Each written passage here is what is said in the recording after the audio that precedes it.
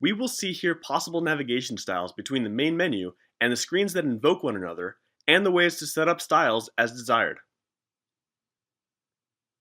Depending on the device's screen size, we might want to show the information of list and detail on a divided screen, split, or not, flip. In the case of a flip screen, the list will occupy the entire screen, and when the detail, on the sessions for our case, is called from there, that detail will be loaded on the same screen, so it will be possible to return to the list with the back button. Additionally, we might also want to always have the possibility to access the main menu, in our case the dashboard, regardless of how far we've gone into the invocations level. From the detail, for instance, we could tap on the image of a speaker, and then open the speaker's detail, and so on, and we could go in deeper into subsequent screens.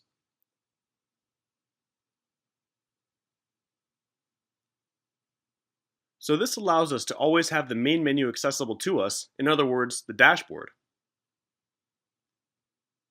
This is known as the slide navigation style, and it enables the possibility to always have that deployable main menu appearing from the left, or with a hamburger button, in order to have it accessible at all times. This effectively cuts the depth of invocations and go along another branch in that tree. In Split, as well as in Slide, we have the left and content areas into which the screen will be divided by default.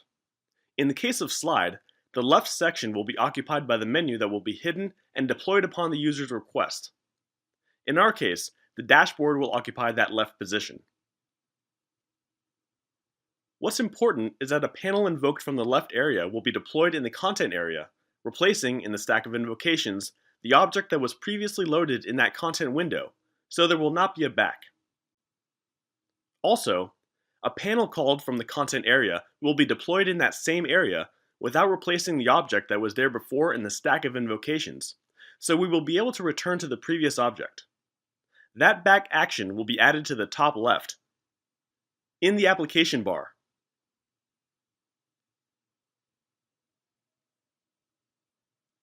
Additionally, when the navigation styles is slide, a right area may be enabled, but this is not by default.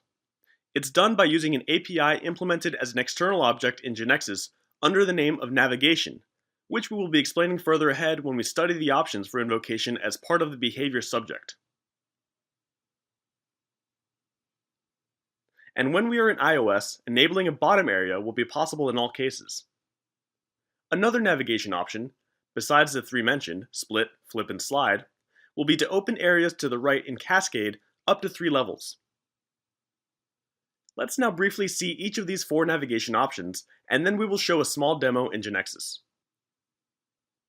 For instance, in the case of split, we can show an example with iPad, with either page layout, landscape, and portrait. The default value for tablets is split, meaning that, in the landscape layout, horizontal, the screen will always be shown split. And in the portrait layout, vertical, the screen on the left will be hidden, but the user may make it appear by sliding a finger from left to right, or by using the application bar on the upper right. What characterizes this navigation style is that all the lists of the work widths will open up in the frame, in the left area, while the details will open up in the larger frame on the right, in content. These default options, the where and how the object invoked opens up, may be changed by means of the call options properties of the object invocations, just to mention what we will be showing later on when we consider behavior.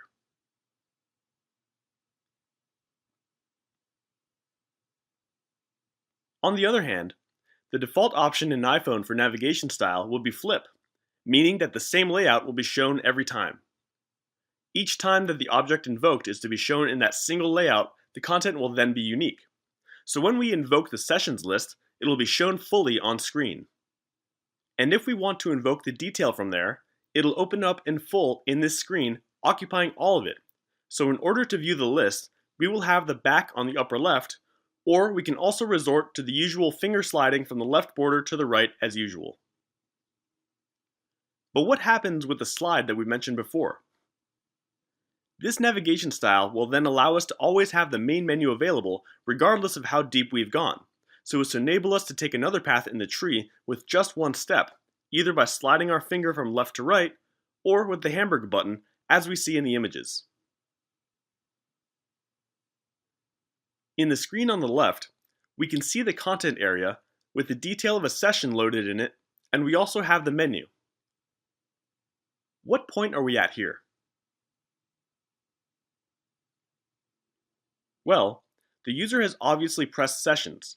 The sessions list was loaded in the Content section, and then a session was selected, a specific conference, and the detail of that session was opened. And we can see that there appears the possibility of return to the one that called this one. So, on this screen, the various objects called will be loaded, and the way to stop this tree, for example, is to decide to view the restaurants, and everything that appeared here will be reset, followed by the list of restaurants, without any back, because it'll be the one invoked directly from the menu. We could also want to open an object invoked in an area to the right of the content. This may be achieved through programming, with the options of invocation and the navigation API that we mentioned before, all of which come with GeneXus. And the same goes for the bottom area that validates only for iOS, and this is something that will be seen further ahead as well. We also have the Cascade option, valid for both tablets and phones. The main menu is deployed in that area to the left, the current panel in the area to the right, and the one that called the latter in the center. In the example to the left, we can see that the sessions list was called from the dashboard, and the detail of a session was invoked from the sessions list. If, after this detail, we go one level deeper, for instance by tapping on a speaker on the grid, a fourth area will open up to the right with that information. If from there, we invoke another object from depth level 3 or more, the fourth one will be opened in the same screen, abiding by the stack. And from there, the back button will start to show, for each new screen opened, in order to return to the screen that called it. When another element is selected from the main menu, the dashboard, the cascading navigation panels are reset. That is, panels 3 and 4 are deleted, and it's back to the start again. These are then the possibilities we have with navigation styles. So, where do we define the navigation style for our application? It's configured at the platform level. In the example, we are about to specify that for any iOS device, the navigation style for the application will be Cascade, and we can see that this is the navigation style property at the platform level. We might want, for example, to make that one our default option for all iOS except for iPhones. So all we need to do is go to the iPhone's properties, in general or of any of the specific sizes, and introduce the navigation style desired in the iPhone's properties, for example, slide. And there, we see that the level of precedence of properties is the usual one, meaning that the one valid will be the one closest to the platform we're using, or otherwise the one corresponding to the parent.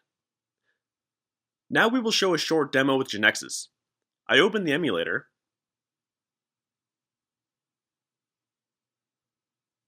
and here we see that we have the dashboard. Being in the emulator would be like having an Android phone. And we see that the default navigation style for our application on an Android phone is flip. The screens are loaded in the only screen we have. If, for example, I go to the sessions, they're loaded on the full screen. We want the slide navigation style to have this menu always available from the left.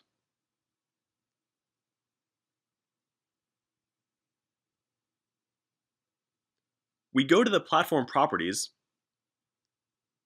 and we will see that for any Android, the navigation style is default. And we go specifically to Android phone, we will see that it also has the default style inherited. And we were saying that the default for a phone was flip. So what can we do in either any Android or directly on the phone is change the navigation style. You can see that here we have only those available for an Android phone, that is, slide or flip. So we will change to slide. However, if we go to any Android, we will see that the navigation styles indicated are slide and flip because it has restrictions. But if we go to, for example, an Android table, we will see slide, flip, and split. And if we go to the 10-inch tablet, we will also have these. But if we go to an iPad, we will also have Cascade. So now we execute, right-click, Run, to open the emulator, and we can already think about what will happen. If the dashboard is shown as a slide menu, then a screen, the content screen, will obviously have to be loaded. So, what content will be loaded in that content area?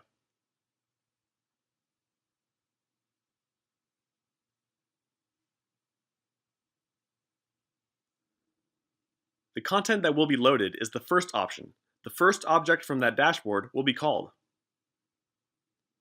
We will see that the sessions list and the deployable menu will appear.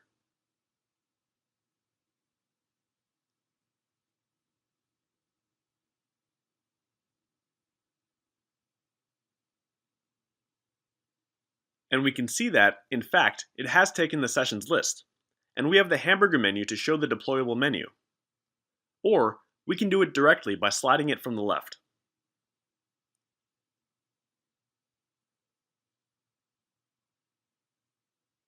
So, we might not want to call this list, but rather invoke another screen when the application is open for the first time. How do we do this? There are some events that we may program at the main object level, which in our case is a dashboard. But it could also be, for example, a panel, like these we have here: slide, split, cascade, flip, and tabs.start.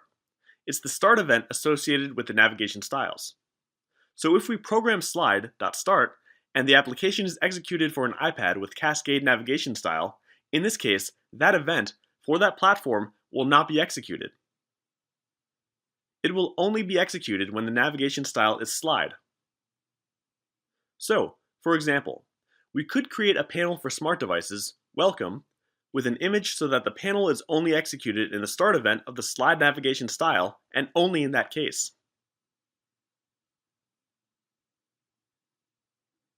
So we go to the events in our main object, and we will see that it's inserted in the comments, because I'd done it already. I already created a panel for smart devices called welcome. We can see that a panel for smart devices is analogous to a web panel, including all the sections we might expect it to have. So I placed an image here. And what we will do now is uncomment this event. What I do is simply invoke that panel in slide navigation style, and when this dashboard is executed for the first time, in the start.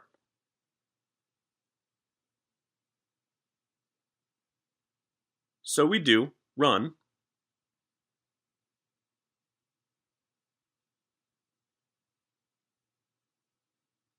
and we will see that it functions just as we expected, invoking that panel. And here we have the menu.